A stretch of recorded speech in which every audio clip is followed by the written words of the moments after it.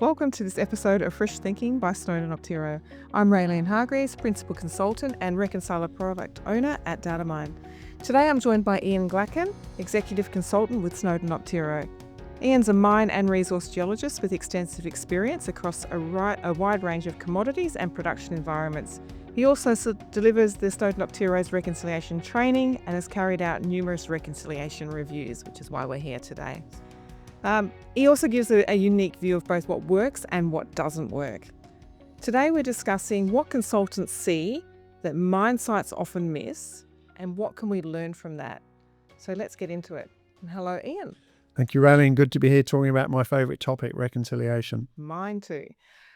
Okay, so you've worked across many mining operations. Are there any common reconciliation issues that you see again and again? Yes, I'd say so. And I mean, not every mine site, but there are a number of common themes, and siloing or a fragmented process is one of those. You know, some mines we have big walls between the mining engineers and the geologists. We have big walls between the grade control geos and the resource geos. Often the resource geos are off-site, and of course we always have the big walls between the metallurgists and the mine, the production people.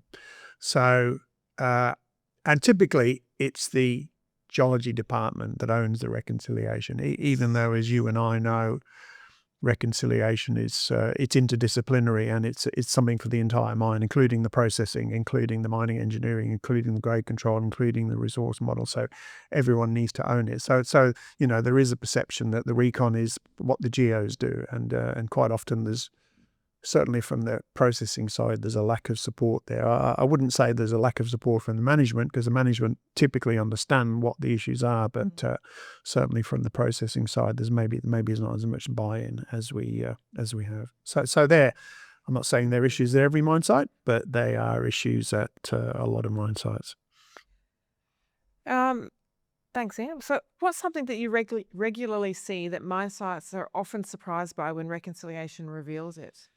Yes, there are a few things. I mean, one of my particular issues is always to think about is moisture. You know, moisture sometimes, because we live in Australia where it's very dry, people sometimes just ignore it totally. And they just make some assumptions that the moisture might be 2% in the mine, and when it varies from 10% to 0%, you know, that's one thing, for instance. Stockpiles, as you and I both know, is a big issue, and people tend to ignore the stockpiles until time comes to start depleting them, and they don't think about the stockpiles. Particularly, they don't think about what goes on the stockpiles, you know, and they don't really have a good idea what's on there. Lack of ownership, as we've talked about. Things like truck factors, you know, whereas truck factor being an assumption that a truck contains X tons, and you know, when in fact it might contain X plus or minus 20% tons, you know, depending on filling, depending on moisture, and so on and so forth. That's an issue. Loose rock densities, you know, all of those are issues. And then, of course, I always like to have a look at the plant wherever possible, and there may be some issues in the plant that might impact on the mine to mill reconciliation. So you know, so quite often a lot of these things are just taken for granted or not really considered, because the various departments tend to focus on their silos, like the geos would focus on getting the resource depletion right or whatever. So quite often we're lacking that overview. Yeah, I think, for me, it's the stockpiles. So yes, moisture and density is going to be an issue, but it's just the management of the stockpiles and the impact that can actually have. You know, we've talked in a previous podcast about the declared ore mine. You know, if you're not getting your stockpiles right, those numbers are going to be wrong. So you're bringing it back to basics and actually making sure that the way you're managing the stockpiles is you know, treated with the importance that it deserves if you have to stockpile. You know, so fortunately, we do have some mines around that we're doing a lot of direct feed, and it's a much easier world to reconcile in when you've got that. But stockpiles are, I'd say, probably 95% of our mines that we look at. Yeah, I'd agree. I mean, I went to a mine recently where the mine hadn't been going for that long, less than 3 years. And they're already drilling out the stockpiles with an RC rig to try and work out what was in them. And we know that's not. Yes, we know how successful ideal. we know how successful that is. So That's right. So just sort of delving into that a little bit more. We know that these issues are common because we're seeing them time and time again. Do you have any insight as to why you think they still persist? We're in 2026. Why are we still looking at the same issues that we were looking at 20, 30 years ago? Silos, the surveyors look after the stockpiles, someone looks after the trucking system. You don't have someone who's in charge of the mine to mill reconciliation. It might be the senior mine geologist, it might not be. You do have these silos between teams. Sometimes, as you well know, there's a discussion over what is the single source of the truth. We have various versions of the truth, and we don't always know what is the version of the truth. So, and something I know that you've always spoken to me about is this idea that reconciliation is something that needs to be done for the sake of itself rather than as a learning experience. I know that you emphasize, and I always do, is what can we learn about reconciliation? What's the story that it tells us? It might tell us that our grade control model is wrong. It might tell us we don't have enough holes, drill holes that is, in the resource model. It might tell us that our track factor is wrong, and we need to continually improve, because as you and I know, if you're not getting the reconciliation right, the downstream effects on the mine are quite considerable in terms of forecasting and budgeting and cash flow and things like that. No, I think you hit the nail on the head there. The reconciliation doesn't end with a report. We're all scrambling to get that end of month report out, and then we get back to our normal day-to-day job. But it shouldn't end there. It needs to, you need to have some kind of way of looking at what those variances were and then making improvements somewhere in the mine to get that variance reduced over time. Yeah. Actually, that reminds me, people talk to me about the tolerances on those variances as well within reconciliation, and what should be the tolerance that you're aiming for. From my perspective, there is no number. It's you've got to try and just reduce your tolerance over time. Don't start with something where everything looks like it's bad.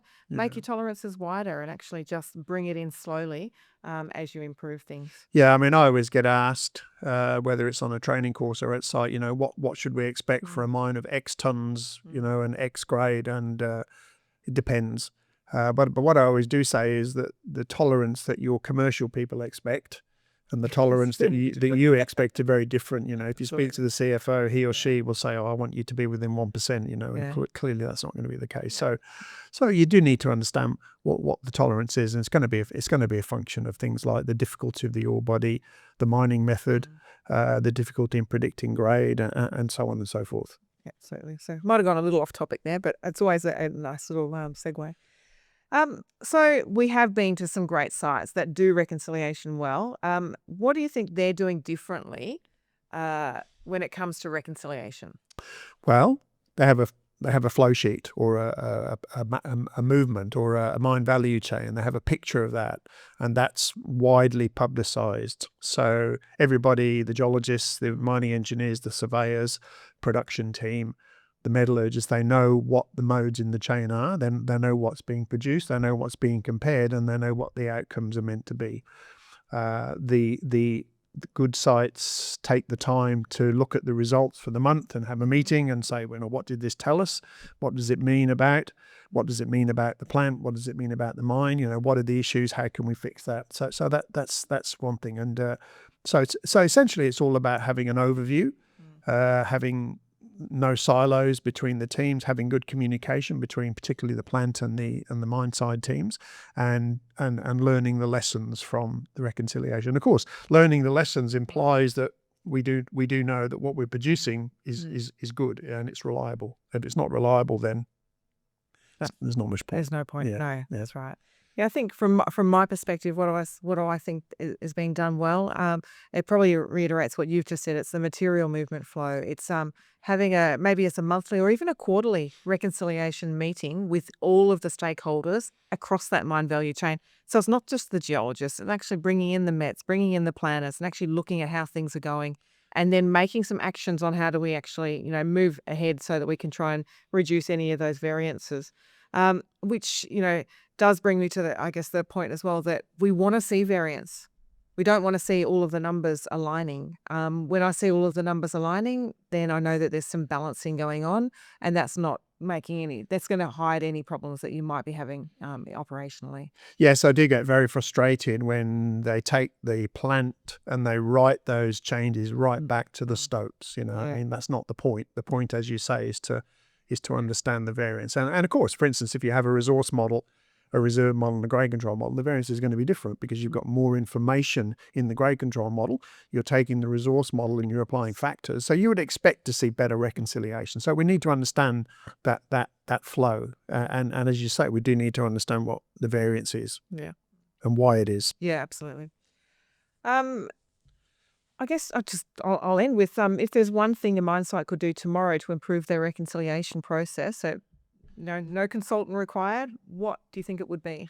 Well, one thing I do at just about, let's say 90% of the mines I go to do reconciliation is I draw a flow sheet or a material movement plan or a map of what happens. And if I go to a mine and they've already got one, then I'm very happy about that. So if that's a starting point. If they don't have that, nobody knows what the big picture is, and they don't really know how they can improve it. And it surprises me on how many sites don't have it.